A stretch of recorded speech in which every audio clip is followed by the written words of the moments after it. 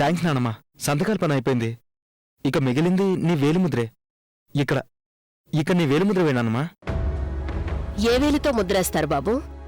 కుడి చేత్తో సంతకం పెట్టావు కదా నానమ్మా, ఎడం చేత్తో వేలిముద్రయి.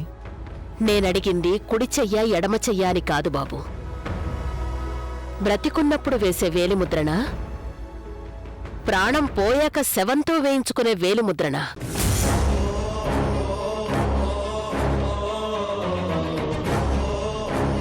నువ్వు నాకివ్వాల్సింది ఇంక కాదు, నా గొంతులో ఇంకిపోయే విషం. నానమ్మా,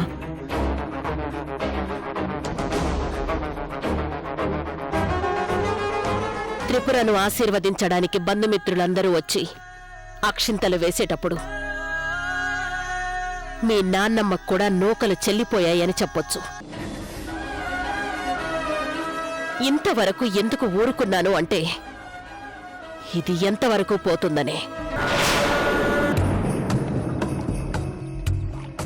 నువ్వు ఎవరి మాటైతే విన్నావో గాని నా మాటైతే ఖచ్చితంగా విను.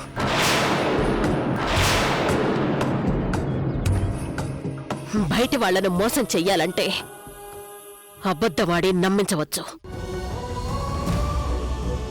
కానీ ఇంట్లో వాళ్లని మోసం చెయ్యాలంటే వంచాలి, అలాగే బంధం తెంచాలి. అంటే చిన్నబాబు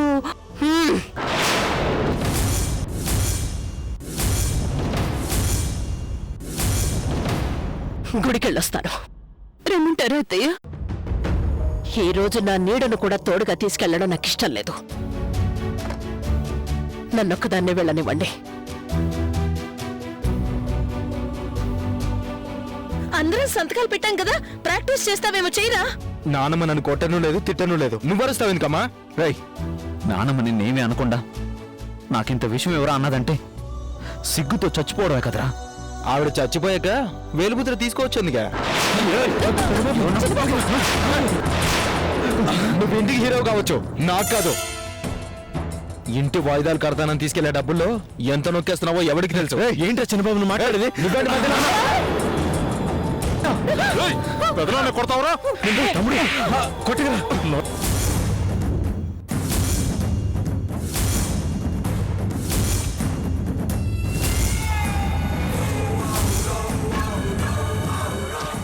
పోగులు పెడతాను.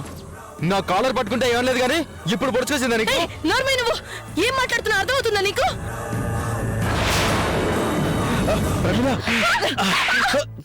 దీనంతటికీ కారణం నువ్వేనే. సత్యం చెప్తాను, సోది చెప్తాను అని చూసింది గొప్పగా చెప్పావు కదా, మాకిక్కడ వాచిపోతుంది.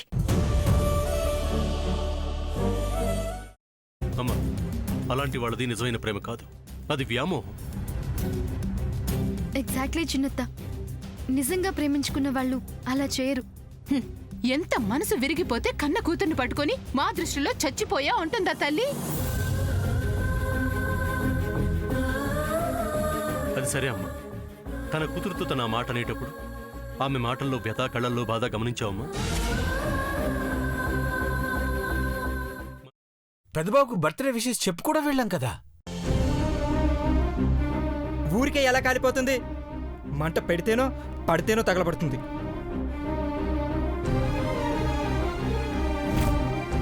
కరెక్ట్ చిన్నబాబు, నీకొచ్చినట్టే నాకు డౌట్ వచ్చింది.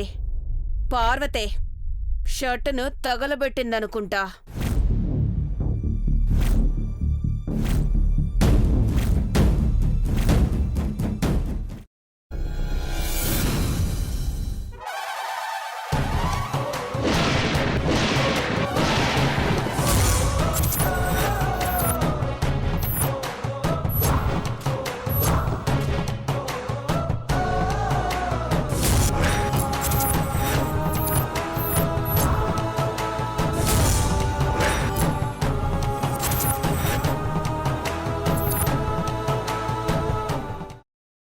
తర్వాత పొట్టు తీసేసి చాప్ చేసి పక్కన పెట్టుకోవాలి.